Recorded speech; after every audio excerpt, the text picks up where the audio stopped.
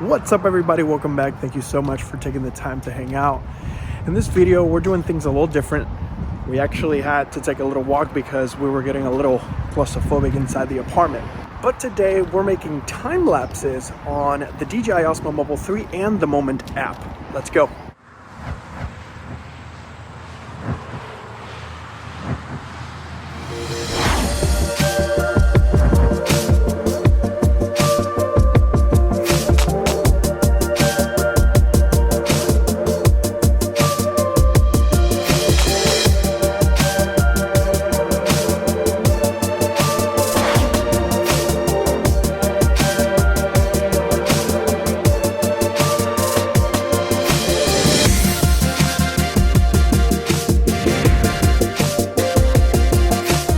So we decided to walk around the neighborhood, but I took the opportunity to take out for a spin the Moment app. They recently released a brand new update that includes fantastic time-lapse mode with some really cool effects. In the past, I have covered Moment lenses and their accessories.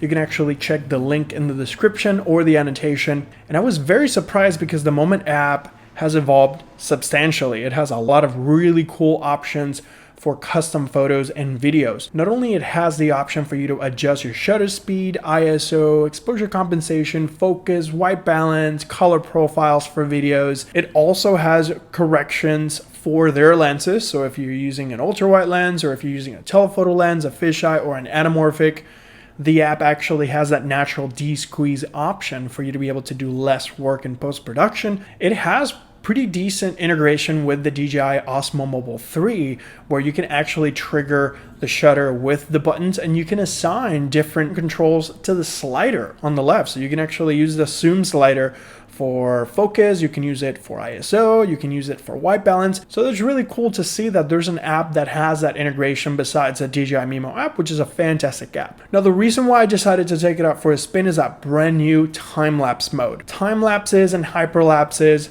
are one of my favorite things to film, whether you're just simply recording a long video and speeding it up in post, or actually using the DJI Mimo app for time-lapse, motion time-lapse, hyperlapse, which is virtually a moving time-lapse. The Moment app introduced an update with time-lapse, and they're taking this to the next level. It is incredibly easy to come out with really good looking time lapses. Now, a while ago, I created a video with tips and tricks for time lapses using the DJI Osmo Mobile 2. You can totally check that out as well and combine those techniques with the Moment app as well, because it's a fantastic combo. Now, when we open the Moment app, you're usually in photo mode, and this is when you can actually see how this application allows you to change all the different variables. It gives you the option to change your shutter speed, your ISO, exposure compensation, your focus, and your white balance. When switching the camera modes, you have the option now to go all the way to the left to the time-lapse option. And this is really cool because just like the DJI Mimo app, you have the option to select your intervals, your duration, of course, and you can see a preview of how long that final time lapse is going to be. You can add some really cool effects like the motion blur effect. That is actually the secret sauce of this equation, because you don't have to worry about doing that in post. You can off the camera get a really cool time lapse for social media or for your favorite editing app. If you're editing in mobile with LumaFusion or even iMovie, you can get some really cool looking time lapses without touching a computer. On the top left, we have the option to choose the different intervals. I typically choose a 1 or 2 second intervals. Those are the ones that are a little bit more natural, unless you really want to record something that's like a long thing, like a booming flower or something like that. You might want to do longer intervals.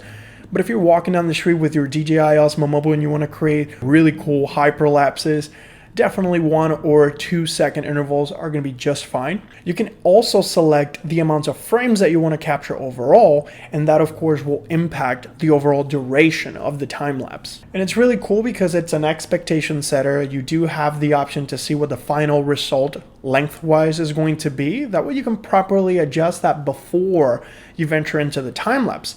I've been in situations where I actually record a time lapse with the wrong interval and I end up with less than I need, and then I walk myself into a tricky situation in post. So it's really nice that we get that really cool preview of how long the time lapse is going to be. Now, when we add that motion blur at the top of the screen, you have the option to switch through different effects. Bracketing saves 3 images into a folder inside your file sharing system for kind of like HDR time lapses and hyperlapses. It's a little bit more complex. If you tap again, you can engage with light trail effects. Those are really cool for the nighttime. Whenever there's cars or lights around, you can create that really cool light trail effect. But my favorite one is going to be the motion blur during the daytime, of course, because it creates that really cool blurry effect in camera. In the past, I had to use a plugin to apply that motion blur, so it's really cool that we can do this in camera without any extra efforts other than just simply tapping on motion blur and hitting record.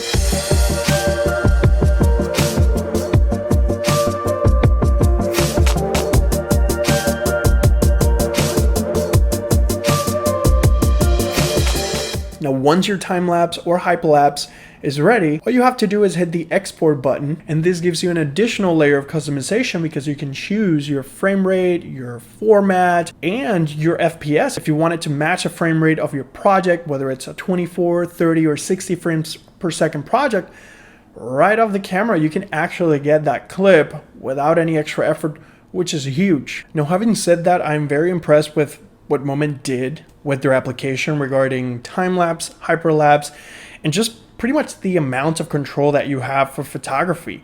This app allows you to also shoot raw photos, so definitely worth the price tag in my opinion. If you want to check the application, the link is down in the description. Also check out Moment lenses because you can pretty much put all this together and enhance the overall quality of your footage and time lapses. But I want to know what you think. Let me know your thoughts in the comment section down below. If you have any questions or suggestions, drop them down there so we can continue to create relevant content for you. Once again, thank you so much for sharing your time with me. I'll catch you on the next one.